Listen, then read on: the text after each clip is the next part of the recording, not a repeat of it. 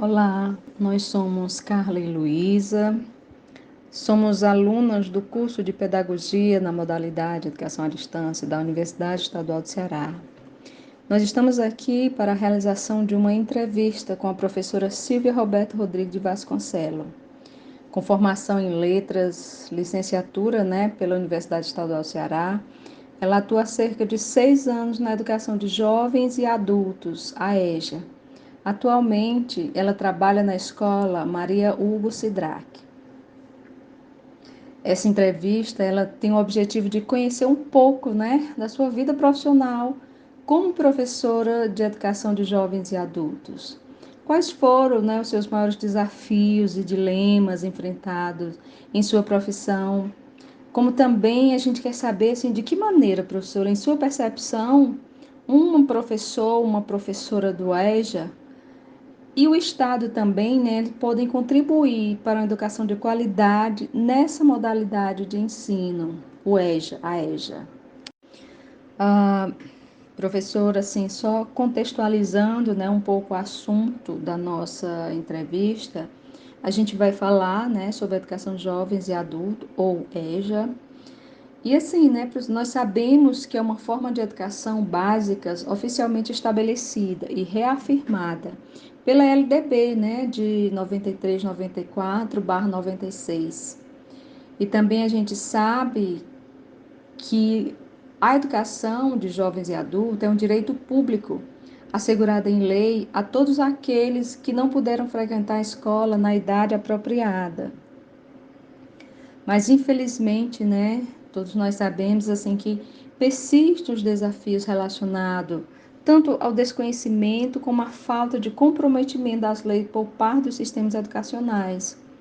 Luna et al., no ano 2003, eles afirmam que, apesar dos desafios significativos que ainda persistem na criação de uma política de EJA de alta qualidade, a colaboração ativa da sociedade civil, das universidades, dos movimentos sociais e dos sindicatos, e também das organizações não governamentais,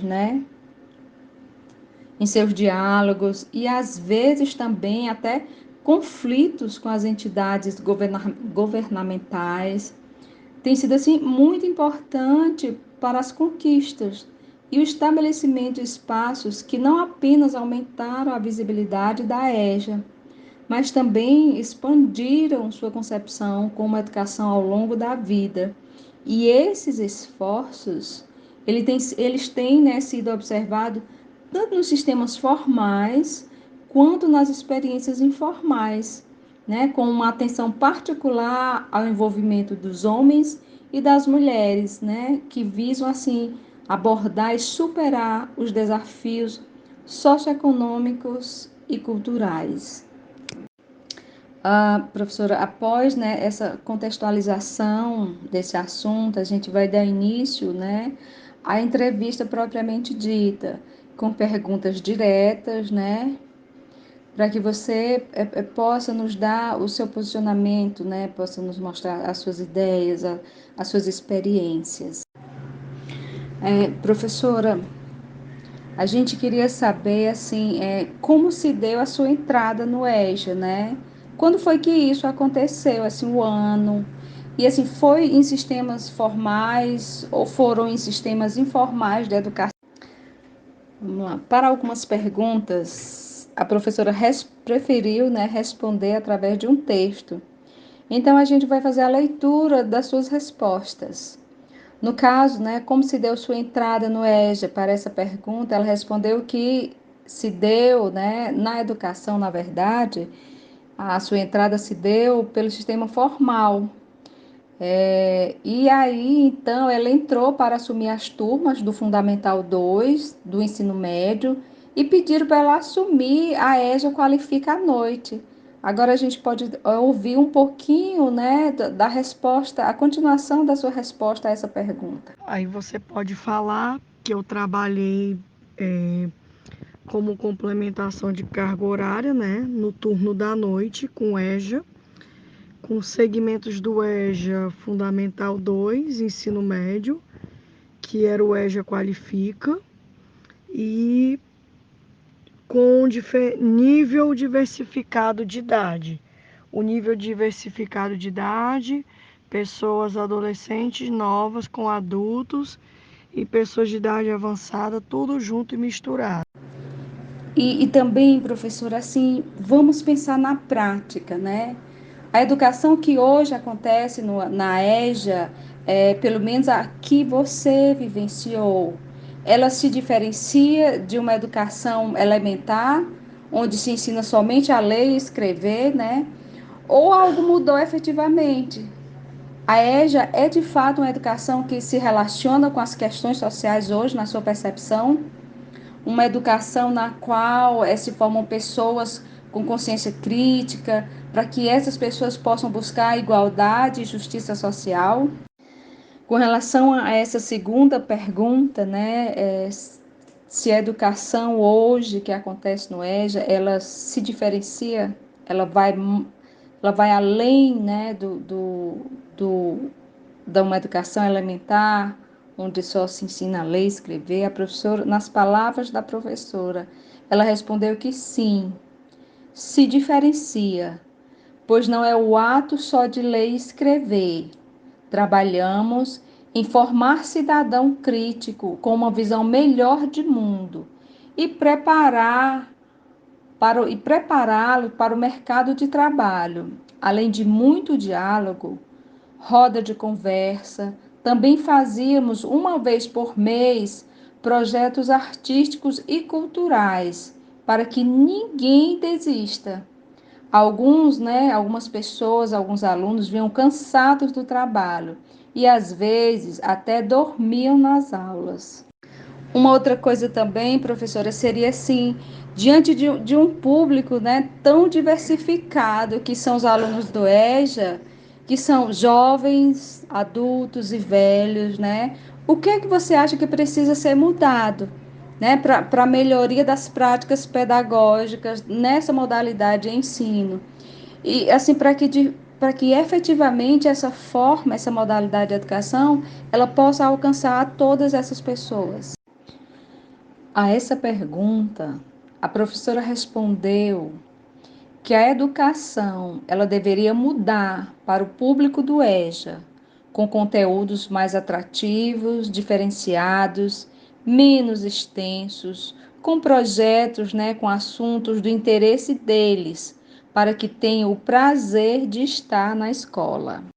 E uma outra pergunta, professora, é com relação, assim, para você, ou uma pergunta direta, qual seria, né, o papel do poder público na melhoria desses processos de ensino? O que pode ser feito, né, a partir aí dos entes públicos que são, na verdade, os grandes responsáveis pelas políticas públicas de educação, que obviamente, né, alcançam a EJA. A essa questão, né, de qual seria o papel do poder público aí nas melhorias dos processos de ensino, a professora respondeu que o poder público, com as políticas públicas, né, deveriam ter maior incentivo a estes alunos, oferecendo cursos preparatórios, né, para o mercado de trabalho, cursos profissionalizantes, né, em áreas específicas, cursos de idiomas, estágios, né, bolsas de estudo e outros tipos de incentivos, pois a maioria desses alunos já são trabalhadores, precisam e necessitam de incentivos maiores.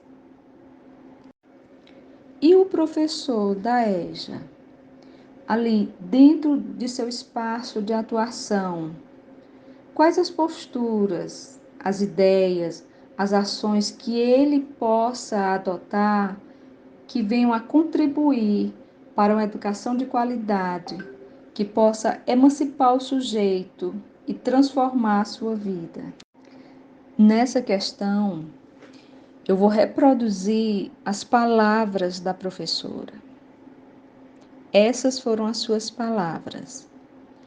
As ações que levo para a EJA dentro da minha disciplina é explorar as oralidades as interpretações com as realidades de vida de cada um, analisar textos, levar poemas, poesias, músicas. Também tinha momentos com eles no laboratório de informática, às sextas-feiras, para auxílio de pesquisas, orientar trabalhos e atividades. E por último, professora, a gente gostaria de lhe perguntar: você vivenciou momentos de hesitação, de dúvida, de alegria nessa modalidade de ensino? E o que você gostaria de destacar de suas vivências ao longo de sua trajetória como professora da EJA? Foi muito prazeroso participar com essas pessoas, né? Bem interessante poder lidar com variação, né? E uma variedade muito grande de realidades diferentes, né? E a gente ter a noção de como é que andam os estudos das pessoas adolescentes comparando com as pessoas jovens. Você coloca aí também na entrevista que quando a gente começa a trabalhar no EJA, a gente acha que a pessoa adulta tem mais conhecimento que o jovem, não é. Às vezes o adulto precisa mais. Muitos dos adultos não sabem ler, né? Precisam de alfabetização, tanto da oralidade, da leitura, da escrita e um pouco mais de aprofundamento, porque a pessoa mais jovem, ela está mais acessível à permissão da aprendizagem melhor. Já o adulto, ele já tem uma bagagem de conhecimento sociocultural muito grande, que às vezes interfere em aprender, se permitir em aprender. E aqui, né, finalizamos a nossa entrevista. Agradecemos imensamente a participação da professora Silvia Roberta, que nos concedeu com muito carinho, né, essa entrevista. Obrigada pela sua disposição, pela sua atenção. Foi um momento muito proveitoso e de muita aprendizagem. Quero fazer as nossas considerações finais, agradecendo à professora Silvia pela disponibilidade e o profissionalismo. Aproveito parafraseando Paulo Freire: o bom professor é aquele que se coloca junto com o educando e procura superar com o educando o seu não saber e suas dificuldades, com uma relação de troca onde ambas as partes aprendem. Nesse contexto, o ser humano é um ser social que está sempre apto ao ato de aprender, e é através da educação que sua identidade, sua ideologia, o seu senso crítico lhe torna um cidadão. Nessa pesquisa, evidenciamos que o papel do professor na EJA é de grande importância no processo de reingresso do educando às turmas. Destacamos aqui a importância do perfil do docente no sucesso de aprendizagem do aluno adulto, pois para muitos o professor é um modelo a ser seguido. Compreendemos então que a EJA é capaz de mudar significativamente a vida de um indivíduo, pois estabelece a oportunidade para um convívio em sociedade democrática, justa, igualitária, com direitos e deveres. Nesse propósito, para garantir o acesso à EJA, é imprescindível a valorização do professor com políticas de incentivo, bem como a valorização do aluno, que em algum momento de sua vida percebe na escola um importante espaço de formação humana, o que o faz retornar a ela. Dado a todo o exposto, concluímos que a EJA é fundamental para fazer com que os alunos acreditem e permaneçam para a conclusão de seus estudos, no sentido do acolhimento, contrariando assim a exclusão um dia vivido por eles. Muitos são os obstáculos, como as salas multisseriadas, a falta de recursos metodológicos e políticas educacionais de apoio para a sua efetivação. Mas, finalmente, nós podemos concluir que, evidenciando assim a importância da EJA como um meio para inserir aqueles alunos que muitas vezes eles foram segregados, marginalizados da escola, sendo impedidos de concluir os estudos em idade própria.